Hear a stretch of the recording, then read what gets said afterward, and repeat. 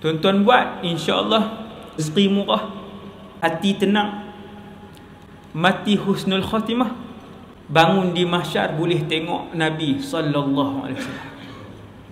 Iaitu tiap-tiap hari berselawat kepada baginda Rasulullah sallallahu alaihi wasallam.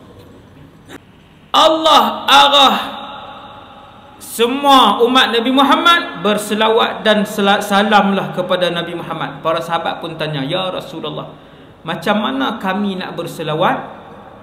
Nabi pun jawab, sebutlah Allahumma salli ala Muhammad wa ala ali Muhammad, kama sallaita ala Ibrahim wa ala ali Ibrahim, wa barik ala Muhammad wa ala ali Muhammad, kama barakta ala Ibrahim wa ala ali Ibrahim fil alamin innaka Hamidum Majid.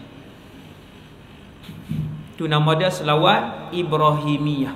Mana-mana umat kamu yang selawat kepada kamu sekali, Allah selawat kepada orang tu. Subhanallah.